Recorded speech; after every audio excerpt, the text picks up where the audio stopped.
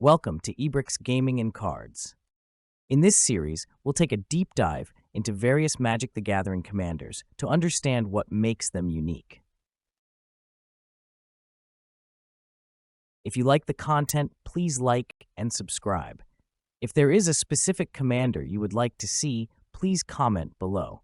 In this episode, we are covering the partner pair of Pako and Haldan. Pako, Arcane Retriever and Haldan, Avid Arcanist are a unique partner pair from the Commander 2020 preconstructed deck Arcane Maelstrom.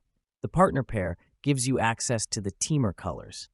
These colors are red, green, and blue. Your two commanders are tracked separately for the purposes of commander tax and commander damage. Pako, Arcane Retriever, is a 5 CMC commander that costs 3 generic, 1 red, and 1 green mana.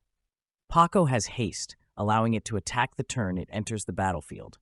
Whenever Pako attacks, each player will exile the top card of their library and put a fetch counter on the exiled card.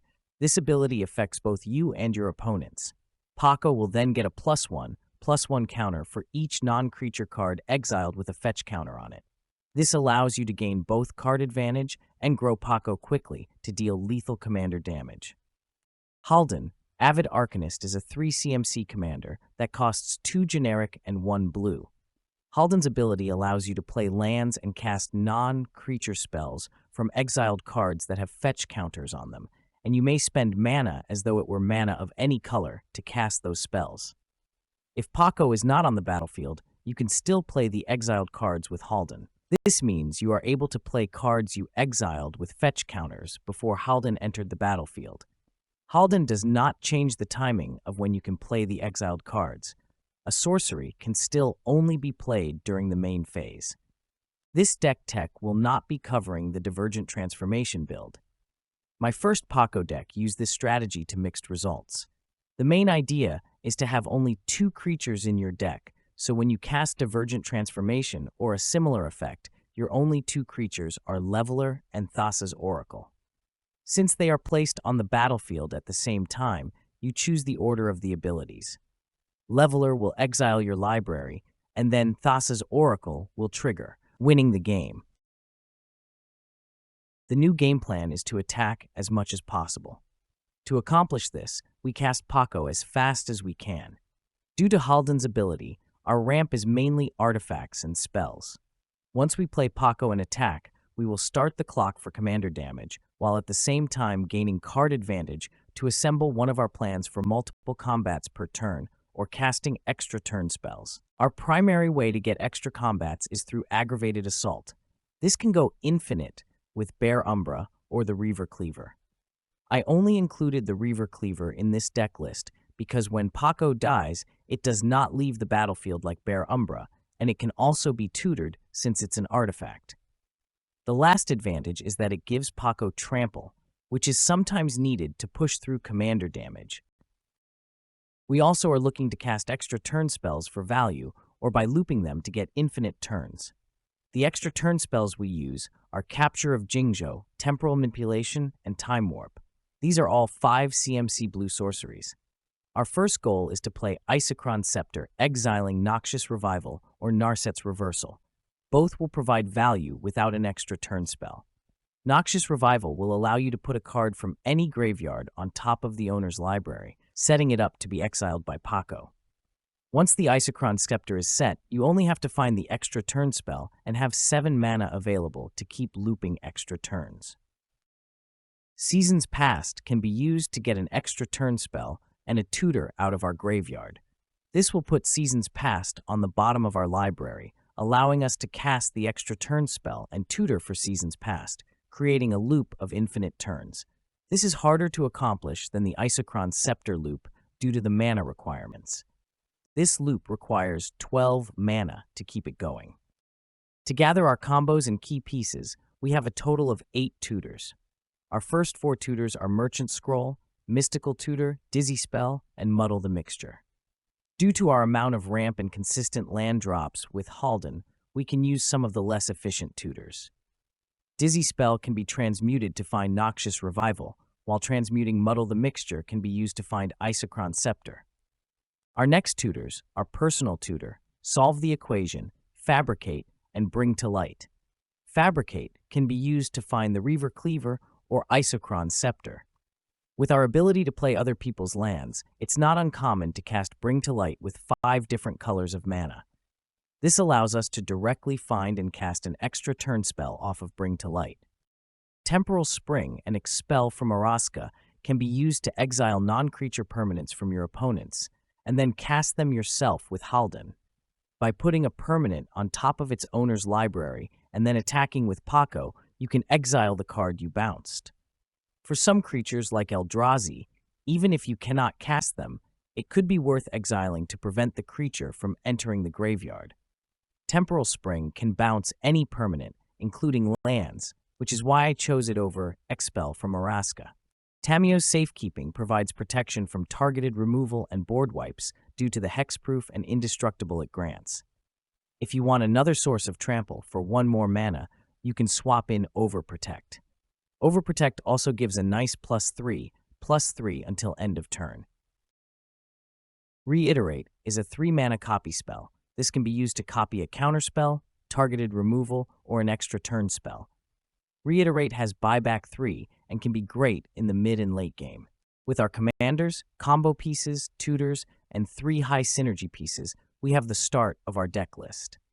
If you remove Temporal Manipulation and only run 2 extra turn spells, this deck list will have a budget of around $150. I will give upgrade options toward the end of the video to create a more competitive deck.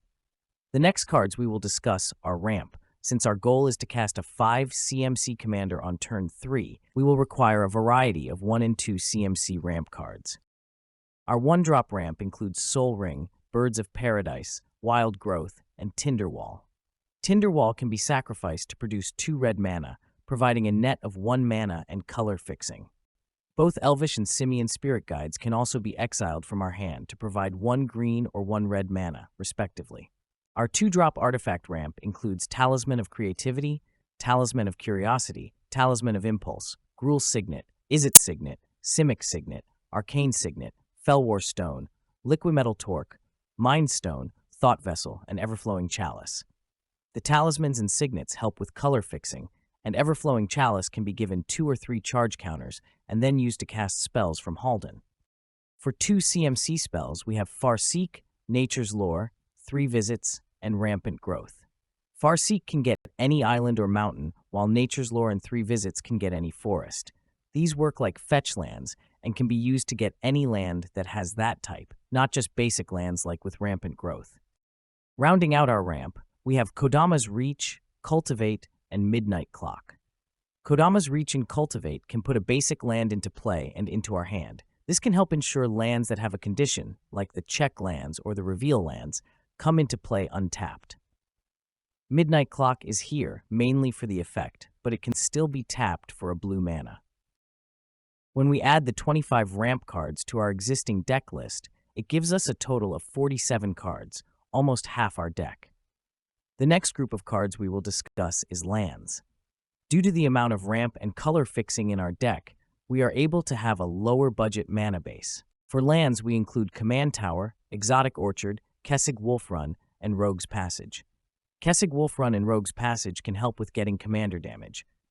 The next 4 lands are dual lands that require life to get colored mana: Yavimaya Coast, Shivan Reef, Fiery Islet, and Waterlogged Grove. The next 3 are the reveal lands: Frostboil Snarl, Game Trail, and Vine Glimmer Snarl.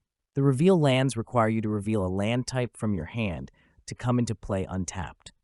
The next 3 lands are the check lands: Sulphur Falls, Rootbound Crag, and Hinterland Harbor. The check lands require you to control a specific land type to come into play untapped. The last land, other than basics, is Cinderglade, a searchable mountain or forest. To finish our land selection, we add 6 forests, 5 mountains, and 5 islands, giving us a total of 31 lands. With the addition of 31 lands, we now have 78 cards selected. The next cards we will look at are Card Advantage and Interaction. Since our strategy involves keeping both our commanders on the battlefield, our interaction has to protect our commanders long enough for us to build up overwhelming card advantage. Our commander is our biggest source of card advantage. However, we supplement that with Mystic Remora and Mind's Eye. Mystic Remora is a great early game card, while Mind's Eye can help in the middle and late game. With our large amount of ramp, Mind's Eye can draw multiple cards every round. The next thing we will look at are cards that can neutralize creatures with game-breaking abilities, like commanders, or creatures that can block and kill our commander. The best in class for this is Imprisoned in the Moon, which targets a land, creature, or planeswalker and turns them into a land with no abilities. The next three cards only target creatures. They are Witness Protection, Kenrith's Transformation, and Frogify. The next two removal cards can target any permanent. These are Beast Within and Chaos Warp. Beast Within allows them to create a 3/3 creature, while Chaos Warp may allow them to put another permanent on the battlefield. After removal, we have bounce effects. These can be used to bounce your permanents so they are not destroyed, creatures so you can get through with commander damage, or allow you to reset your Isochron scepter. The bounce cards we included are Alchemist's Retrieval, Depart the Realm, Unsubstantiate, and Snapback. Snapback can be cast for free if you exile a blue card from your hand when casting. If you increase the budget, Sink into Stupor is a great upgrade to Unsubstantiate because it can be played as an untapped land and can also target any non-land permanent, not just creatures. The choices for counterspells include 6 low-budget options. These are Counterspell, an all-purpose 2 CMC counterspell. Dispel, a 1-mana counterspell for instance. Saw It Coming, a counterspell that can be exiled. By being exiled, it is always a threat even if your hand is wheeled or discarded. Wash Away can act as a 1-mana counterspell for commanders or a generic 3 CMC counterspell. Void Slime is a 3 CMC spell that can counter any spell, activated ability, or triggered ability. The last spell is a counterspell that can hit more than one spell on the stack by replicating. These are all low-cost counterspells, and as your budget increases, it will only make your counterspells even stronger. With our deck list at 98 cards, the last two will depend on your budget, playstyle, and meta. The next section will include powerful upgrades and notable exclusions. This includes very good options like more efficient ramp, free interaction, high synergy cards, and combos. If you find yourself in a meta where your commander is constantly being killed, you could add one or more of the following: Swiftfoot Boots, Lightning Greaves, Brotherhood Regalia, or Winged Boots. All these options are equipment, so they can be re-equipped if your commander leaves play and returns. Both Swiftfoot Boots and Lightning Greaves prevent your opponent from targeting your creature, while Brotherhood Regalia and Winged Boots both provide ward and some form of evasion. Other options include Aqueous Form, which prevents Pako from being blocked and also allows you to scry on the attack, working well with Pako's attack trigger. Both Tyvar's Stand and Gaia's Gift can push through commander damage or protect your commander with hexproof and indestructible. If you want to use a land strategy, Exploration allows you to play an extra land each turn, including lands from Pako's ability. Explore and Growth Spiral can be used to play an additional land and draw a card, while Wilderness Reclamation can untap your lands at your end step, ensuring you have mana open for interaction. Underworld Breach is a powerful card that can provide value or be used to loop an extra turn spell or a spell that provides an extra combat. By bouncing Underworld Breach back to your hand with a card like Chain of Vapor, you can play Underworld Breach every turn, getting around the sacrifice trigger. The weakness of this strategy is that you need 6 cards in your graveyard for each extra turn or combat. You must exile 3 for the turn spell or extra combat spell and 3 for the bounce spell. Underworld Breach cannot be tutored with the current tutor package, so adding something like Gamble can add consistency to the Underworld Breach line. If you need more card advantage, Brainstorm and Ponder can manipulate the top of your deck and replace themselves. Rhystic Study and Sylvan Library both provide repeatable card advantage. Sensei's Divining Top provides a way to manipulate the top of your library, and then you have the new staple in the One Ring. Interaction is a key element to any deck as you increase power levels. This can prevent someone from winning or ensure your win resolves. Some free interaction to include are Deflecting SWAT, Fierce Guardianship, Force of Will, and Pact of Negation. More efficient counterspells include Swan Song, Mana Drain, An Offer You Can't Refuse, and Flusterstorm. If you're looking for a board wipe, check out Cyclonic Rift's ability to bounce all non-land permanents you don't control. With a 5 CMC commander, any upgrades to our ramp can help provide consistency in getting our commander out quicker, allowing us to start our game plan faster. Mana Crypt, Jeweled Lotus, Chrome Mox, and Lotus Petal are all 0 CMC ramp, while Mana Vault, Jeska's Will, and Carpet of Flowers can be mana positive the turn they are played. Overall, if you like combat or taking extra turns, Pako and Haldan might be the right commanders for you. The ability to play your opponent's cards always results in a unique and unpredictable game when using this partner pair. If you like piloting a deck that gives you unique gameplay options instead of using the same strict lines of gameplay, consider putting together a Pako and Haldan deck. If you have made it this far, thanks for listening. And remember, this series is not only for understanding your commander, but also about knowing your enemy's commander. If you would like me to dive deep into a specific commander, please comment below.